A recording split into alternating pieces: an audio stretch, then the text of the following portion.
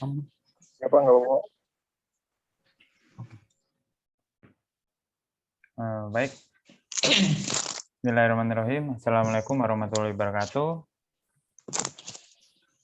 Waalaikumsalam warahmatullahi wabarakatuh. Waalaikumsalam.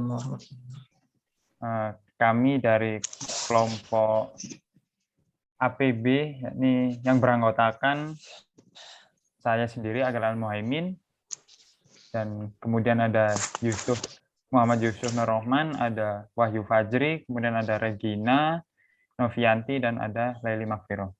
Nah, kami insya Allah pada kesempatan kali ini akan mengadakan wawancara yakni terkait dengan tugas APB. Sebelum kita mulai wawancara pada sore hari ini, alangkah baiknya kita buka dengan bacaan basmalah. Bismillahirrahmanirrahim. Baik, untuk menyingkat waktunya mungkin kita bisa langsung berhubung narasumbernya sudah ada di sini, yakni dari UKM LPTQ yang diwakili oleh Firmansyah, atas nama Firmansyah. Nah, dari teman-teman bisa mulai mewawancarai, yakni dimulai dari Mbak Regina. Jadi bisa langsung mengajukan pertanyaan-pertanyaan kepada yang bersangkutan. Baik, Mbak Regina, waktu dan tempat dipersilakan. Baik, terima kasih sebelumnya pada Mas Agil. Oke, langsung saja ya Mas. Di sini saya izin bertanya, bagaimana alur pendaftaran kader baru di UKM LPTQ ini?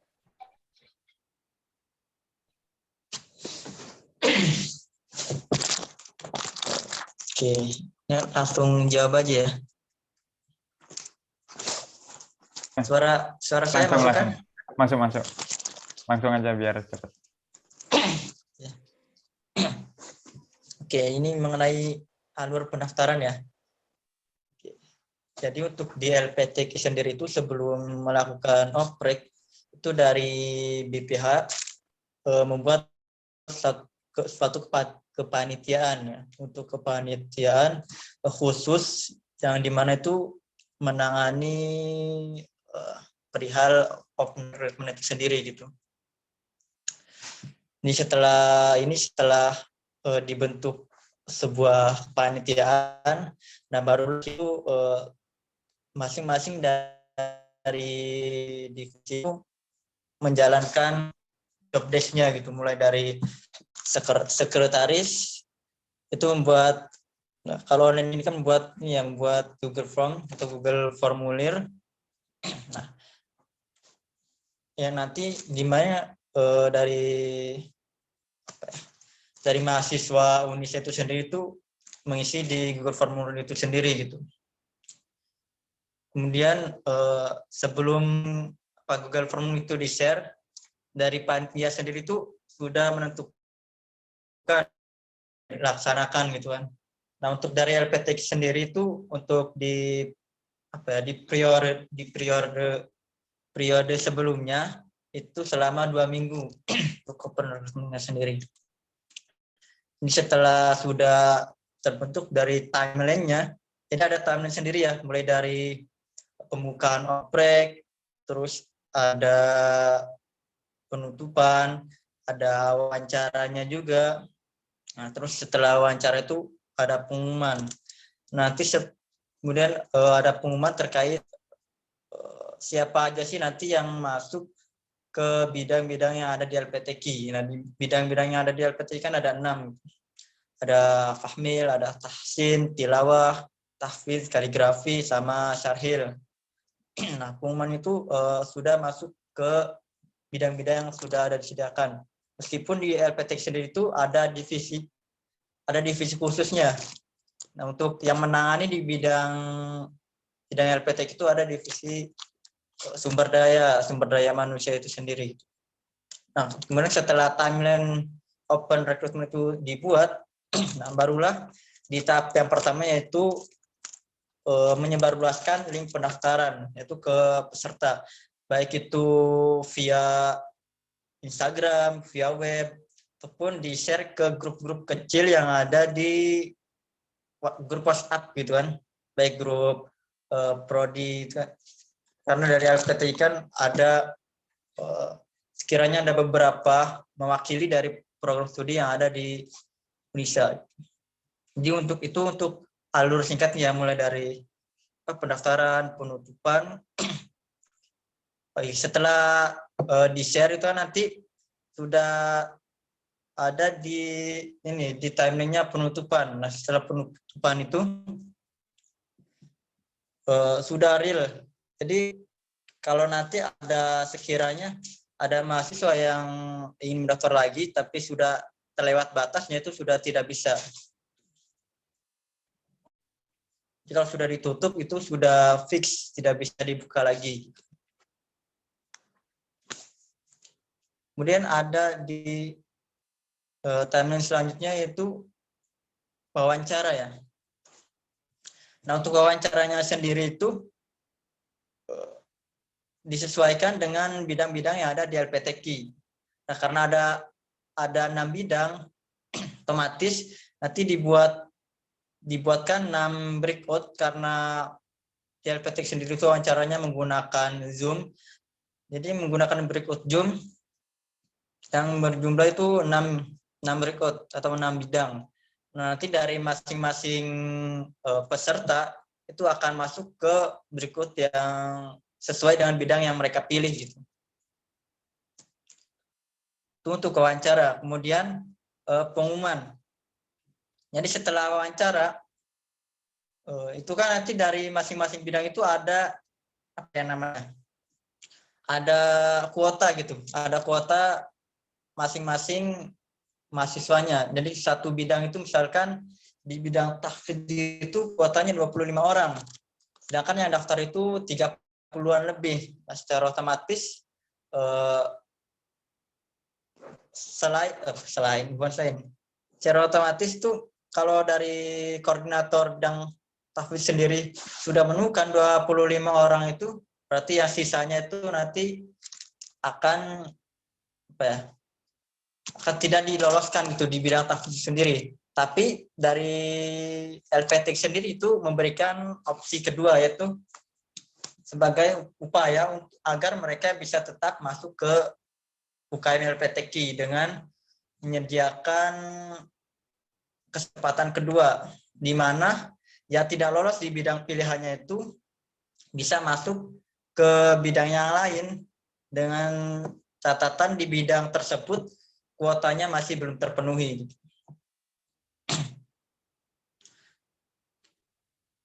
Itu untuk yang pengumuman ya, nanti pas pengumuman realnya itu sudah fix, sudah tidak ada lagi kesempatan keduanya. Jadi secara otomatis mereka sudah masuk ke bidang itu, sudah jadi bagian dari LPTQ. Terus ada di timeline berikutnya yaitu ikrar ya. Jadi setelah pengumuman LPTQ itu masing-masing dari kader LPTQ melakukan perjanjian atau melakukan ikrar kesetiaan merekanya terhadap UKM LPTQ itu sendiri gitu. Ini semua kader, khususnya kader baru ya dari LPTQ itu mengucapkan ikrar mereka gitu.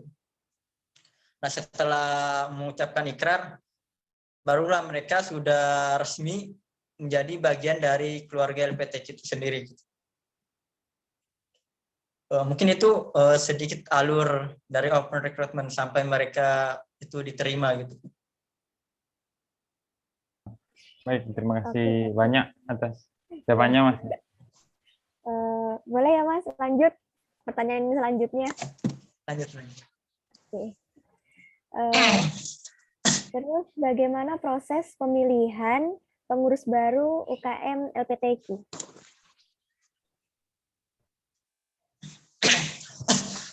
Oke, untuk pengurus ya. Jadi mungkin di UKM LPTQ itu sendiri itu agak sedikit berbeda ya daripada UKM-UKM yang lain. Di mana UKM yang lain itu siapapun yang bersedia menjadi pengurus itu mereka mengajukan diri gitu. di mana mereka suruh mengisi formulir untuk kebersediaan mereka untuk menjadi pengurus. Nah, untuk di LPTK sendiri itu berbeda ya, teman-teman. Jadi sudah dari awal, sudah dari sudah mulai dari ikrar gitu kan, nanti mereka peserta atau kader awal ya, kita sebut kader awal itu sudah fix menjadi bagian LPTK. Nah, dari pengurus yang sudah real menjadi pengurus itu menilai dari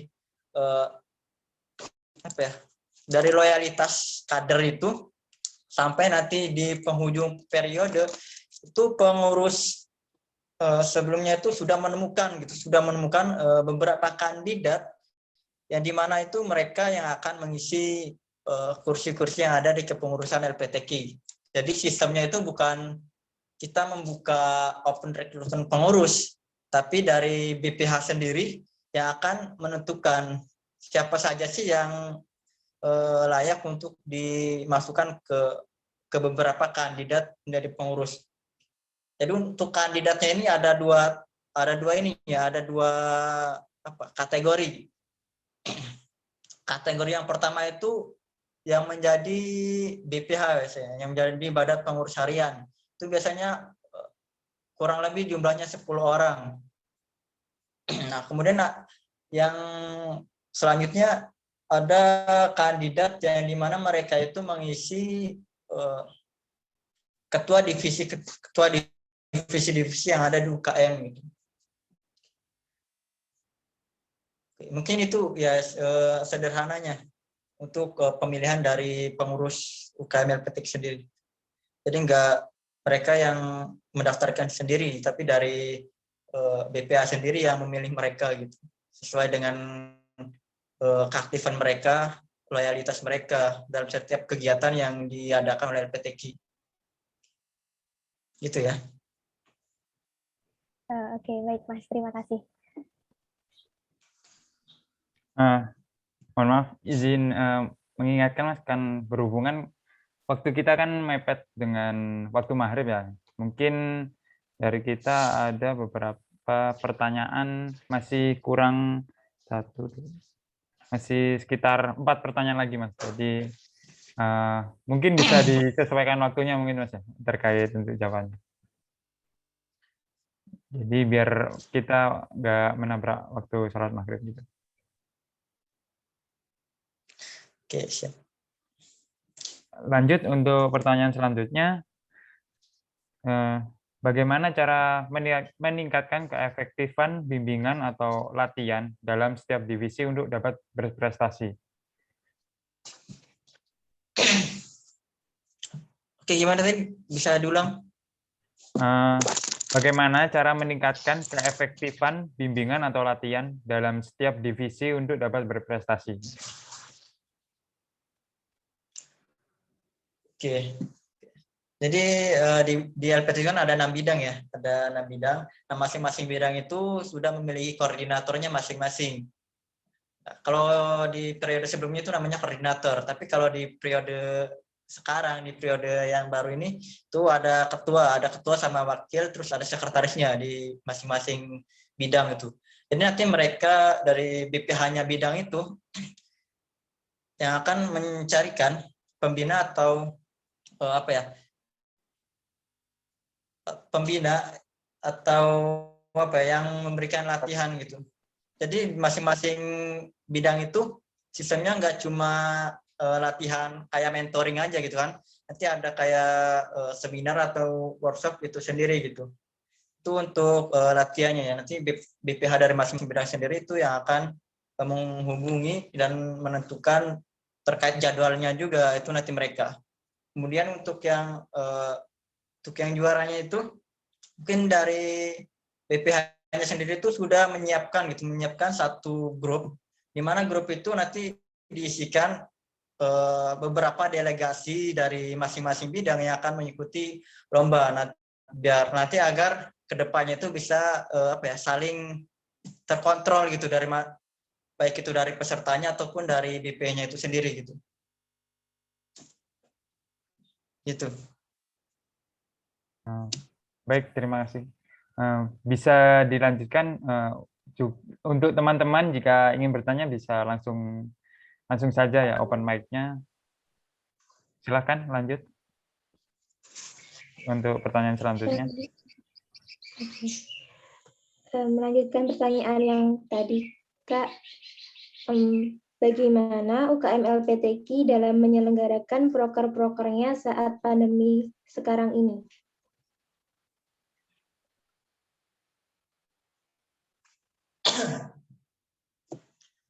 Oke. Untuk menjalankan proker ya. Oke, kita ke proker besar aja karena emang yang sering diselenggarakan itu beberapa proker kayak seminar, ada lomba-lombanya juga kan. Yang pertama pasti kita menyiapkan kepanitiaan terlebih dahulu. Nah, kepanitiaan ini nggak fokus ke satu bidang gitu atau ke satu divisi. Jadi kalau itu merupakan proker yang besar, itu biasanya beberapa divisi itu menyatu membentuk satu kepanitiaan. Nah, dari satu kepanitiaan itu nanti mereka bisa saling mengerjakan beberapa job desk yang sudah ditugaskan kepada mereka, seperti menyiapkan menghubungi pemateri gitu kan, karena online juga mungkin ada beberapa opsi juga terkait menghubungi pemateri. Tapi biasanya untuk UKM LPTQ sendiri itu kalau dari luar itu menyediakan surat undangan untuk pemateri.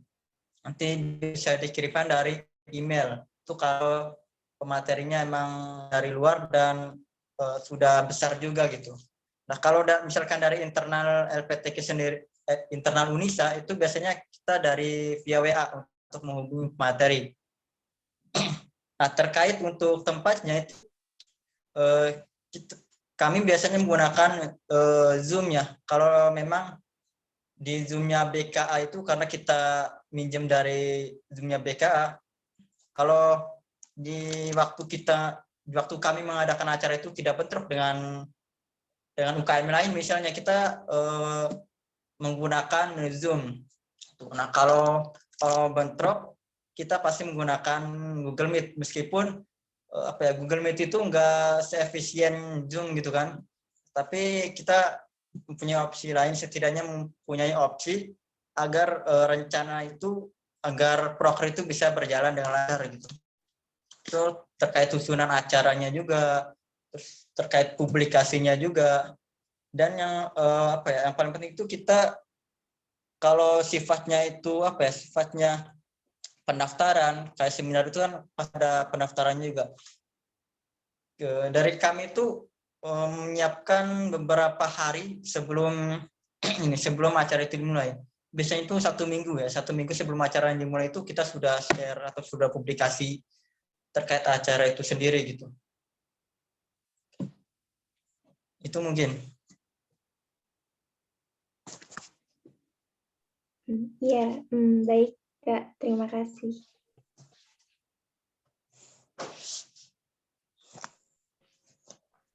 Ada lagi?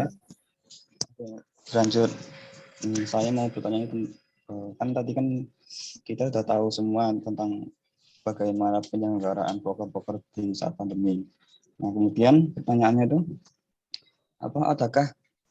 adakah bentuk apresiasi atau reward ya dari LPTQ ini, UKM LPTQ kepada mahasiswa atau civitas yang telah berprestasi dalam bidang ilmu Al-Quran.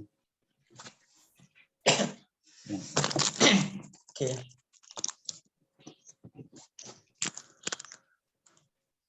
Terkait apresiasi ya. Jadi di LPTQ sendiri itu selain memberikan apresiasi lewat publikasi, itu juga ada terkait apresiasi internal LPTQ itu sendiri gitu. Jadi biasanya kalau lombanya itu sifatnya nasional gitu kan, itu biasanya kami juga mengajukan sebuah proposal ke BKA biasanya. Nah, nanti proposal itu sendiri kalau sudah cari itu nanti kalau bentuknya itu materi ya atau uang, itu juga nanti bisa diberikan apresiasi ke kader yang memang sudah menjuarai di bidangnya masing-masing gitu, baik itu dari tahfidz ataupun di bidang yang lainnya gitu. Jadi ada apresiasi bentuknya publikasi, juga ada apresiasi bentuknya itu bisa untuk material atau sebagainya gitu. Oke. Itu ya. Ya, terima kasih Kak atas jawabannya. Monggo dilanjut pertanyaan berikutnya.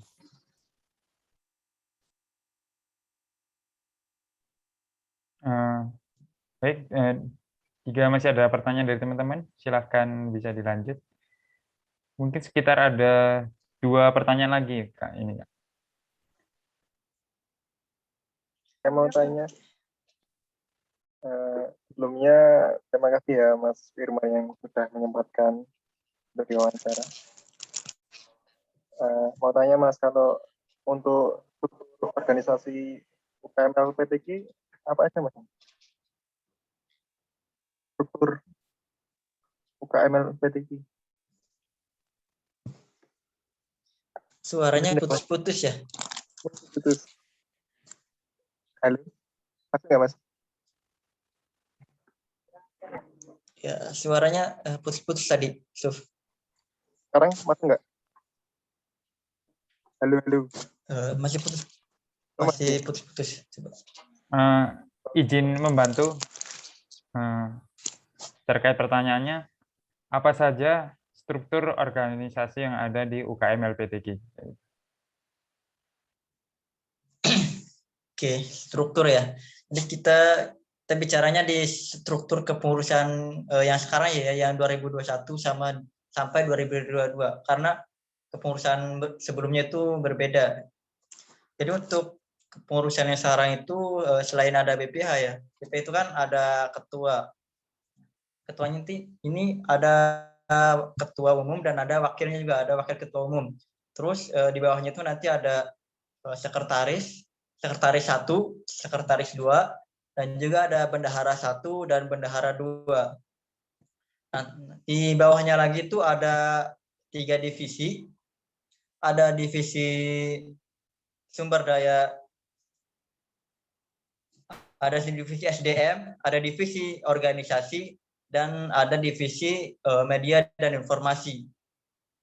Nah, masing-masing divisi ini juga memiliki ketuanya. Dari ketua divisi organisasi dan wakil ketua divisi organisasi, juga ada sekretarisnya juga. Sama halnya dengan divisi SDM dan divisi media dan informasi. Nah, di bawah dari divisi itu, di bawah divisi SDM ya, di bawah divisi SDM itu nanti ada bidang-bidang, ada ke 6 bidang yang sudah saya sebutkan tadi ya, tahfidz, fahmil, tahsin, sarhil, kaligrafi, dan tilawah. Pada 6 itu di divisi SDM. Nanti itu yang mengelola divisi SDM. Nah, untuk divisi internal itu ada 2, ada divisi internal, divisi organisasi ya. Divisi organisasi itu ada 2, yaitu bagian internal dan juga bagian eksternal.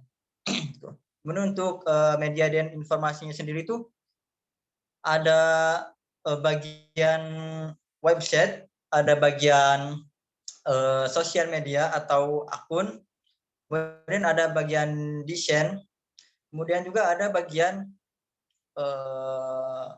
video, baik itu editingnya ataupun videonya juga.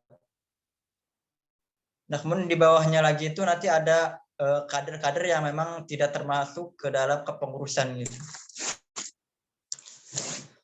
Mungkin itu singkatnya sedikit struktur untuk kepengurusan di UKM LPTQ. Terima kasih Mas.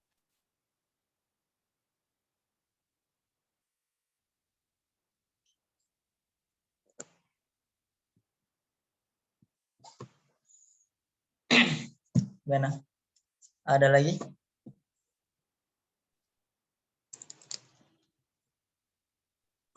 Eh, tinggal satu pertanyaan sih, Mas. Jauh. Silahkan untuk teman-teman yang lainnya.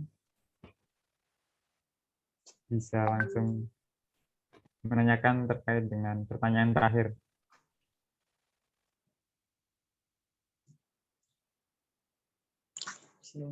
Di sini udah ajan. Ya, Biar sekalian terakhir diselesaikan aja ya, biar enggak ada. satu kali terakhir, Mas.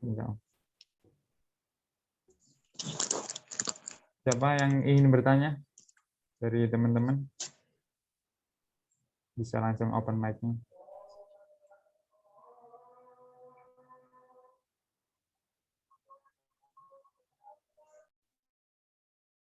Mungkin boleh saya bantu menanyakan, Mas, ya.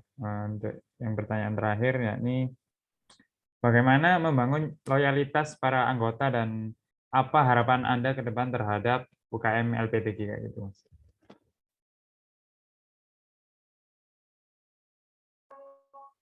Kita tunggu ajan bentar ya. Iya, ya, boleh, Mas.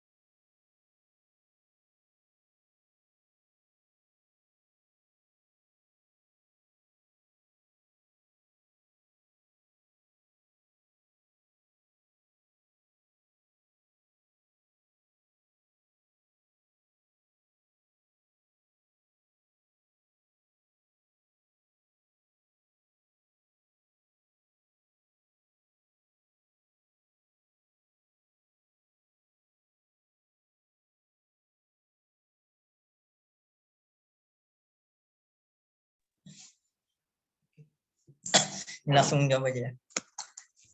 Jadi untuk Silakan. terkait loyalitas untuk apa ya? Jadi dari pimpinan ataupun BPA itu sendiri itu ada apa ya? Ada proker khusus, salah satunya itu proker pengkaderan, meskipun tidak ada divisi perkaderan. Di LPTK sendiri itu ada proker khususnya BPH, itu perkaderan dari masing-masing bidang gitu, atau dari anggotanya itu sendiri. Nah, dari perkaderan BPA itu sendiri nanti diturunkan di masing-masing bidang atau di masing-masing divisi ataupun di masing-masing bidang. Nah, nanti dari mereka itu akan melakukan pertemuan-pertemuan, baik itu selain pertemuan latihan ataupun bimbingannya itu biasanya dilaksanakan kalau emang lagi nih ya, lagi aktifnya itu satu hari itu bisa 2 kali gitu. Itu untuk pertemuan di masing-masing divisi. Nah, selain di pertemuan itu juga biasanya dari masing-masing bidang atau divisi itu melakukan pertemuan khusus juga untuk untuk mengenal lebih dekat ke anggotanya ataupun kader-kader di luar bidangnya mereka gitu. Nah, itu ya yang dari bidang. Nah, untuk dari BPH-nya sendiri itu ada proker perkaderan. Nah, itu proker yang biasanya dari BPH itu akan melihat keloyalitasan mereka atau mengaktifkan keloyalitasan mereka itu dari acara-acara yang biasanya diadakan oleh PTKI. Nah, biasanya untuk kepanitiaannya sendiri itu tidak khusus gitu.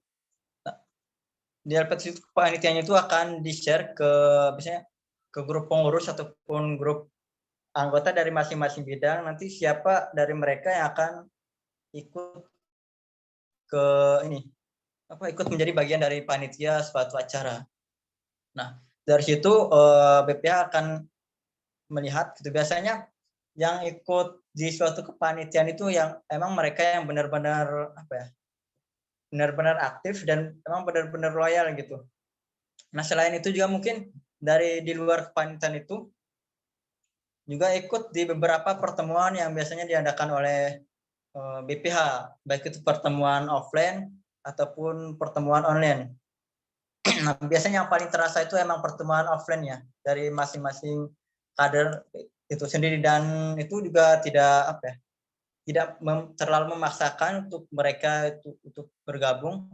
Nah, itu juga sebagai bagian dari bagian dari menyeleksi keloyalitasan mereka gitu. Meskipun itu suatu hal kecil ya dalam suatu pertemuan untuk tidak hadir gitu ya. Jadi intinya untuk meningkatkan loyalitas mereka, kami dari BPH itu mengadakan pertemuan-pertemuan khusus gitu. Meskipun membicarakan menanyakan suatu kabar ataupun hanya sharing-sharing biasa gitu, atau silaturahmi lah antar divisi atau antar bidang yang ada di LPTK. Mungkin itu. Satu lagi Mas, tadi harapannya untuk ke depan terhadap UKM LPTK gimana? Ya, untuk harapan ke depan ini ya semakin aktif lagi, karena memang sebelumnya juga alhamdulillah UKM LPTK itu menjadi UKM yang paling aktif gitu kan daripada UKM yang lain. Nah, selain meningkatkan keaktifan UKM LPTK sendiri juga harapannya itu masing-masing dari bidang yang ada di LPTK yang ke-6 tadi itu bisa ikut serta ke setiap lomba yang diadakan di berbagai universitas. Misalnya ada musabaqah tilawatil Quran mahasiswa nasional. Harapannya itu dari masing-masing bidang yang saya sebutkan tadi itu mengirimkan delegasinya sesuai dengan bidang yang mereka miliki. Ya, mungkin itu sih yang paling penting ya. Sebenarnya mungkin ada lagi baik terkait keaktifan mereka juga ikut serta dalam proker-proker yang diadakan oleh LPTK itu sendiri.